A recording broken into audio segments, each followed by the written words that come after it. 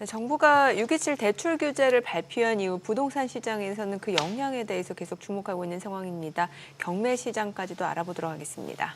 네, 세종사이부대 부동산학과 설춘환 교수 함께하십니다. 어서 오세요, 교수님. 네, 안녕하세요. 그때 제가 확인해 보니까 6월 26일 날 출연하셨고, 네, 대출 규제는 바로 다음 날이었고, 네. 혹시 6월 26일 날 교수님 말씀하신 내용 중에 그만 하루 사이에 확 틀린 건 없었습니까?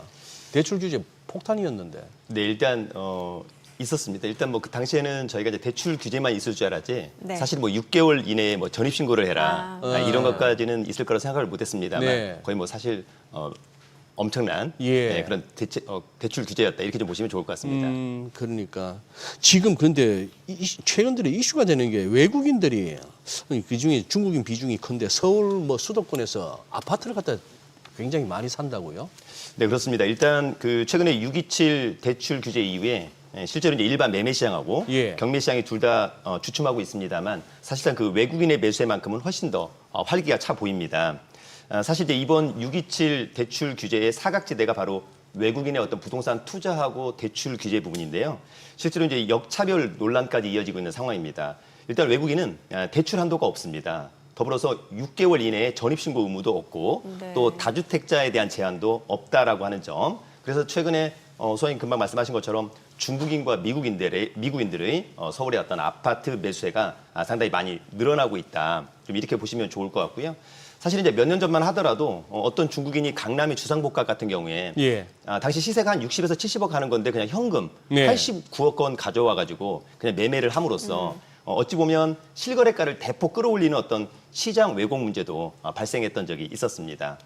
이러한 사실 이제 문제를 해결하기 위해서 최근에 이제 정부나 국회 차원에서 외국인이 아파트를 매수할 때 사전에 좀 허가를 받아야 된다. 또는 외국인의 국내 취득을 좀 제한해야 된다. 이런 얘기도 있고요.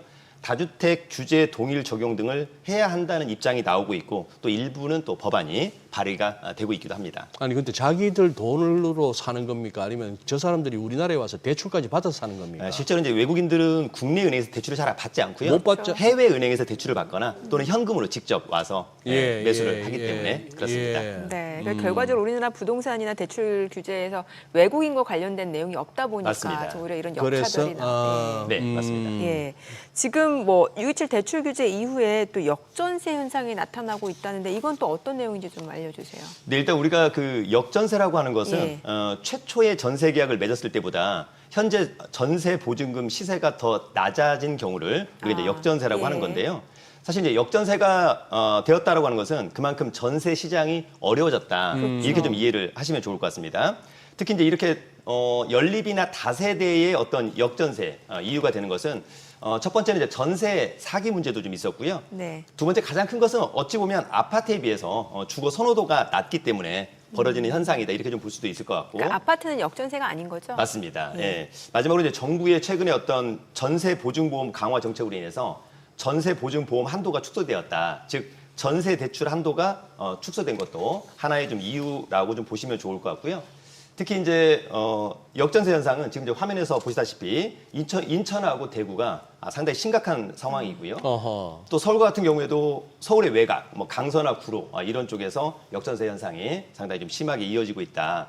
다만 앞으로도 이런 현상은 좀 이어질 것으로 좀 보이는데요. 네. 아파트 선호도가 높기 때문에 어찌 보면 아파트 지금 전세 보증금은 올라가고 있는데 반해서 6.27 대출 규제 이후에 아파트 매수 대신에 오히려 전세로 이동하는 수요가 증가했기 때문에 앞서 언급한 대로 아파트에 대한 전세 보증금은 좀 올라가는데 그래서 어찌 보면 아파트에 대한 전세 갱신 청구권 요즘에 많이 활용되고 있습니다. 2+2년 계속 활용하고 있고요.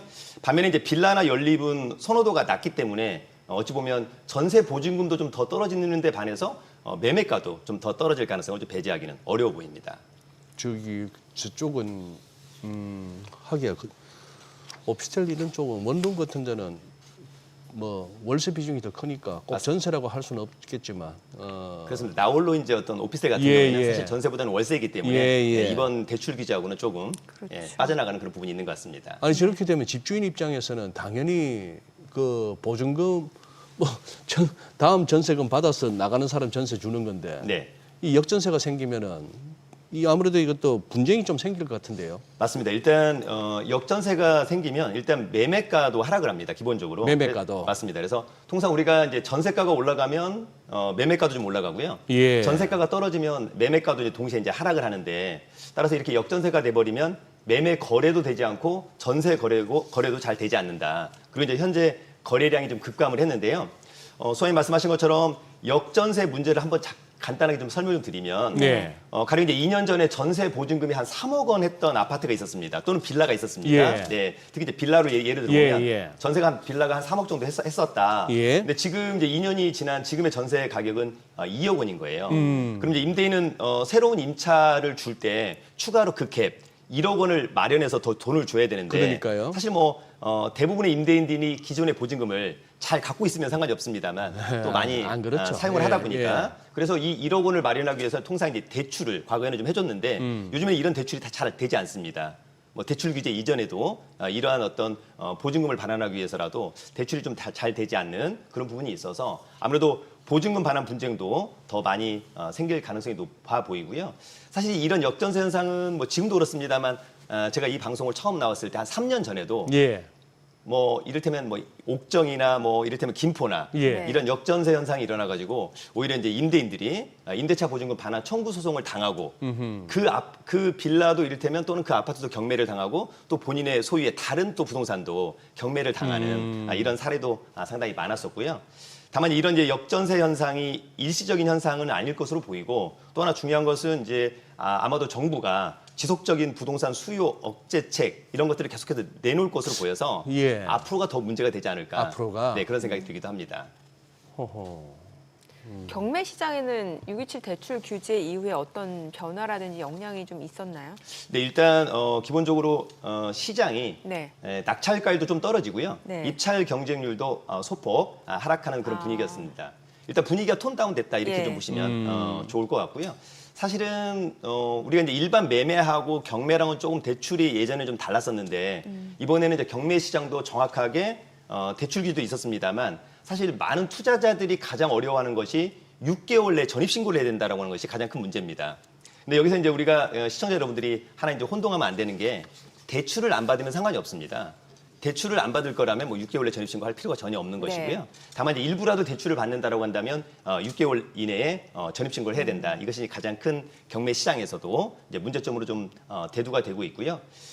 사실은 이제 저의 그 후배가 지난번에 이제 송파의 주상복합 아파트를 네. 30억에 낙찰을 받았습니다. 예. 사실 이제 이 대출 규제가 시행되기 전에 예. 그래서 이제 이 친구가 이를테면 본인 돈 한 15억에 대출이 한 15억 정도 될 거라고 해서 이를테면 이제 낙찰을 받았습니다만 이번 정부의 대출 규제로 인해서 대출이 6억 원밖에 안 될 것 같다라고 아이고. 하는 거니까 그래서 실제로 잔대금을 납부하기가 좀 어려워서 네. 저는 이제 오히려 그 후배한테 야 그렇다면 정부의 대책으로 인해서 너의 잘못이 아닌 예. 정부의 대책으로 인해서 잔대금을 못 내니 차라리 법원에 매각 결정을 한번 취소해달라라고 하는 것. 무슨 예. 뭘 매각한다고? 매각. 그러니까 경매 절차 낙찰받은 걸 좀 취소해달라. 네. 내가 원래 돈을 낼 수 있었는데 정부의 대책으로 돈을 못 내게 생겼다라고 하는 것. 그다음에 이제 이를테면 예비적으로 그러면 그것이 안 된다라고 한다면 지금 돈을 구하기가 좀 어려우니까 잔대금 납부 기한을 좀 한 달만 연기해달라. 그런데 이제 판사님께서 한 달을 연기해 주셨더라고요. 오. 그래서 그런 부분은 또 상당히 의미가 있었다. 근데 연기한다고 해서 그 돈이 또 어디서 구해집니까? 그래도 이제 어쨌거나 좀 시간을 좀 벌어야 시간은 되는, 벌었다. 그래야 되는. 그렇지 않으면 이제 입찰 보증금 2억 6천만 원을 날려야 되는 거니까. 지인한테 구하든 해야겠죠. 네, 맞습니다. 예. 더불어서 이제 개인적으로는 이번 경매 시장에서 이번 대출 규제로 인해서 사실 고가 아파트 시장이 가장 큰 타격을 입었다라고 보면 좋을 것 같습니다. 그래서 강남 4구가 상당히 좀 영향을 받았다라고 보는 것이고요. 실제로 이제 그 대출이 6억 원까지는 가능하기 때문에 서울의 핵심 지역이 아닌 곳들은 본인의 자금 플러스 대출 6억 원이라고 한다면 또 웬만하면 낙찰을 또 받을 수 있는 부분이 또 상당히 많다라고 하는 점을 좀 이해하시면 좋을 것 같고요. 앞서 얘기한 것처럼 그로 인해서 최근에 어쨌거나 낙찰가율도 한 4% 정도 서울의 아파트를 예를 들어본다면 그다음에 입찰 경쟁률도 한 9대 1에서 한 7대 1로 조금 좀 소폭 하락했다라고 하는 점이 있고요. 다만 이제 중요한 것은 8월에 정부가 부동산 종합대책을 또 발표할 것으로 보입니다. 네. 그 대책이 어떤 내용이 또 무엇이 나오느냐에 따라서 시장의 항배가 좀 달라질 것으로 보입니다. 예. 5번 질문은 정민앵커가 하세요. 강남 사시는 분이 여쭤보세요. 갑자기요? 별로 뭐 강남 불패 이런 거 저는 뭐 얘기하고 뭐 질문할 때마다 기분이 안 좋아져서. 뭐 강남 불패 지금 여전한지 짧게 언급해 주시고 또 뭐 임장 다녀오셨잖아요. 네. 그러니까 지금 시간도 저희가 생방이니까 매물 소개도 또 빠르게 해주시죠. 네, 일단 그 여전히 뭐 강남권에 대한 인기는 많은 것 같습니다. 일단 뭐 수요에 비해서 공급이 한정돼 있다 보니까 다만 이제 경쟁률은 좀 급락하는 그런 부분이 있었습니다. 제가 이제 오늘 방송을 위해서 경쟁률 지금 어디 저 경매 쪽 말씀하시는 맞습니다. 네. 예. 제가 이제 그 어제 낙찰된 서울 강남구 논현동에 예. 이를테면 아크로힐스 논현 같은 경우에는 이제 전용이 한 25평 아파트인데 신권 감정가가 한 25억 정도 했었거든요. 근데 낙찰이 이제 25억 5,500만 원. 이를테면 경쟁률은 3대 1에다가 낙찰가율은 101.79였었고요. 조금 이제 주목을 받았던 아파트는 3일 전에 낙찰된 아파트인데 이것은 이제 감정 시점이 한 2년 정도가 이제 지났습니다. 서울 송파구 송파동의 한양 아파트 이게 이제 전용 36평형 아파트인데요. 이게 이제 신권 감정가가 15억 9천만 원. 근데 예. 이번에 낙찰은 한 20억 3,300만 원. 낙찰 경쟁률은 이제 21대 1이었고요. 네. 이를테면 낙찰가율은 127.7%였다라고 하는 점. 반면에 서울의 외곽 같은 경우에는 특히 이제 서울 금천구 시흥동의 남서울 힐스테이트 아파트 전용 34평 아파트인데 요거는 이제 감정가 12억 원. 근데 한 번 유찰된 후에 낙찰이 한 9억 7천만 원에 됐습니다. 지금 이제 화면에 나오는데요. 낙찰가율은 81% 정도 되는 거고 경쟁률은 2대 1. 그만큼 좀 경쟁률하고 낙찰가율이 좀 떨어졌다 이렇게 좀 보시면 좋을 것 같고 마지막으로 이제 서울 도봉구 창동 같은 경우에 창동 4단지인데요. 전용이 이제 15평형. 네. 감정가가 이제 5억 2천만 원인데 한 번 유찰된 후에 낙찰은 4억 2,500만 원. 역시 이제 경쟁률도 3대 1밖에 되지 않았고 낙찰가율도 한 81%밖에 되지 않았다라고 하는 점. 그래서 여전히 이제 강남권 인기는 여전히 높다라고 네. 하는 부분이 있고요. 사실은 제 주위에도 뭐 얼마 전에 또 어떤 기관도 한번 좀 그런 걸 좀 했습니다만 앞으로 많은 투자자들이 예. 여전히 뭐 서울 아파트 가격이 쉽게 꺾이지는 않을 것 같다. 그 대표적인 이유는 아마도 지금 금리가 계속해서 낮아지고 있기 때문에 물론 이제 공급 부족도 있습니다만 금리가 계속 낮아지고 있기 때문에라고 하는 부분도 있었던 것 같습니다. 근데 교수님 저 아크로가 무슨 뜻입니까? 요즘 뭐 좀 괜찮다는 아파트들은 전부 앞에 아크로로 시작하대요. 이게 영어의 이제 그 아크로라고 보여지고요. 요즘에 뭐 아크로 리버파크 전부 다 네. 이렇게 이제 그거를 좀 요즘 영어 외래어를 좀 많이 사용하고 있는 것 같습니다. 아세요, 정민님? 그 아크로가 뭔 뜻이에요? 글쎄요. 아크로. 네. 예. 갑자기 물어보시니까 그러네. 아크로가 뭔지도 모르고 챗 GPT한테 물어보세요. 네. 빨리 임장 다녀오셨잖아요. 임장. 예. 제가 이제 그 최근에 부천하고 강서, 관악, 광진구 네 군데를 좀 다녀왔습니다. 네. 특히 그 중에서 서울이 아닌 부천이 상당히 매력적이라고 이번에 좀 느꼈는데요. 제가 이제 과거에는 부천에 이제 임장을 했었을 때 기본적으로 이제 1호선 라인하고 이제 7호선 통상 이제 부천 같은 경우에는 1호선이 업무 비즈니스고 사실 이제 7호선이 주거용으로서 상당히 좀 매력적인 그런 라인인데 이번에는 이제 부천에 소사역 근처가 개발을 상당히 많이 하고 있어가지고 네. 이번에 이제 소사역 근처를 좀 다녀왔습니다. 원래 이제 소사역 같은 경우에는 이제 과거에는 그냥 인천 1호선 예. 밖에 없었었는데요. 지난번에 이제 서해선이 개통이 되면서 W석권이 됐습니다. 그래서 사람들이 어떤 유동인구도 많아지고 지금 주변에 뭐 아파트라든지 오피스텔 지금 신축 현장이 많아지고 있다라고 하는 점이었고요. 첫 번째는 그래서 부천 소사구 소사본동의 한신 아파트를 좀 다녀왔습니다. 사건 번호는 이제 부천 지원의 2024 타경 3287인데 이 아파트는 전용이 19평, 공급 면적이 27평이고요. 13층 중에 9층입니다. 이 아파트는 이제 1984년산이고요. 916세대, 준대단지. 현재 이제 재건축 이야기가 서서히 나오고 있습니다. 현재 이 아파트는 이제 서해선 소세울 역세권인데 아까 얘기한 W역세권 소사역에서도 멀지는 않아 보입니다. 감정가가 3억 6천만 원이었는데요. 한 번 유찰된 이번 최저가 2억 1천만 원은 상당히 매력적이다. 왜냐하면 현장에 가보니까 시세 호가는 한 3억에서 3억 5천까지 있어가지고 네. 이번 2억 1천만 원은 상당히 매력적이고요. 차량으로 5분 거리 이내에 이번에 그 스타필드 부천이 생겼습니다. 예. 그래서 주변의 편의시설도 상당히 좋아진 것은 강점으로 보입니다. 몇 군데 더 소개해 주시죠. 네. 많이 다녀오신 것 같은데 네. 이번에. 네. 두 번째는 이제 서울 광진구 화양동의 JH라고 하는 꼬마 빌딩입니다.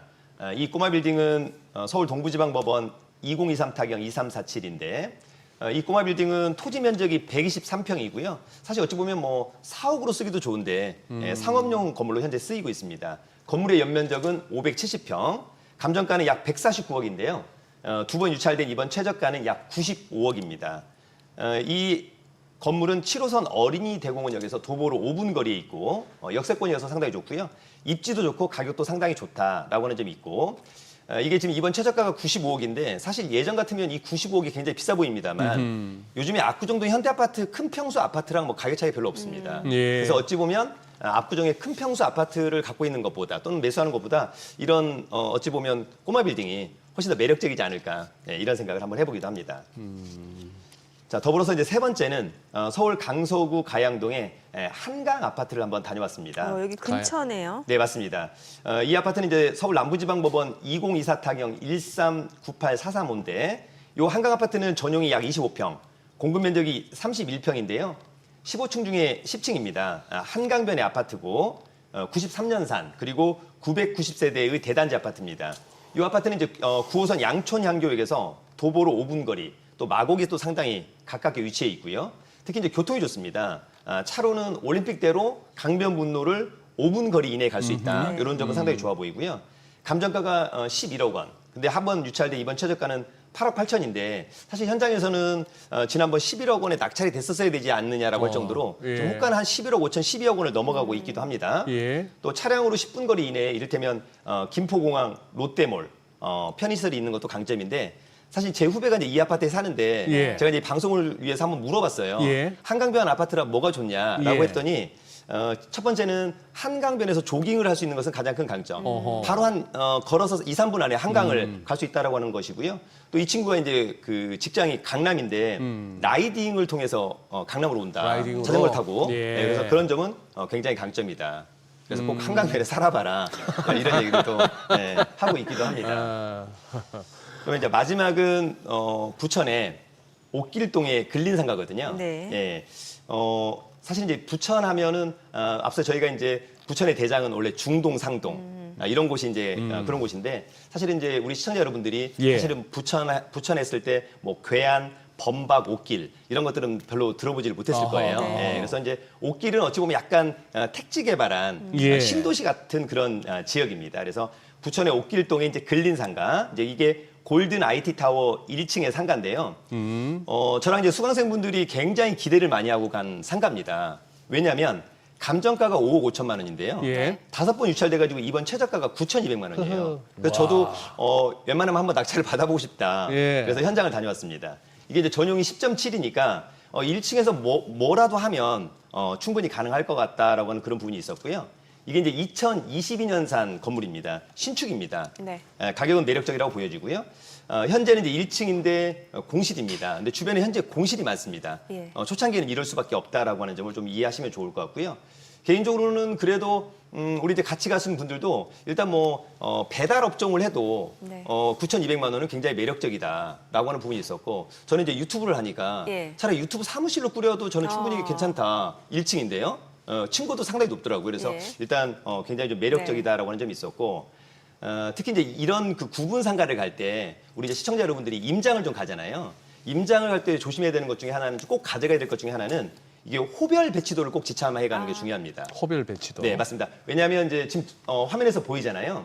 이게 이를테면 뭐 105호다, 106호다라고 했었을 때 예, 예. 아파트나 뭐 빌라는 딱 알 수 있잖아요. 예. 근데 이런 것들은 이제 구분 상가들은 105호가 어디지, 106호가 어디지 잘 알 수 없는데 아하. 안에서 헤매죠. 맞습니다. 그래서 네. 요 호별 배치도를 가져가면 위치를 정확히 알 수 있다라고 하는 점이 있고 네. 사실 이제 이 호별 배치도는 어디에 있나 이렇게 물어보는 분들이 있는데 법원은 이런 물건들을 감정하게 되면 감정평가서가 있습니다. 네. 그래서 감정평가서를 쭉 밑으로 내리면 맨 후단에 호별 배치도가 반드시 있습니다. 그래서 이런 구분상가 가실 때 얘는 반드시 이런 호별 배치도를 꼭 구비해서 가져가는 것이 상당히 중요하다고 생각합니다. 알겠습니다. 오늘 내용 잘 들었습니다. 예, 고맙습니다. 고맙습니다. 감사합니다.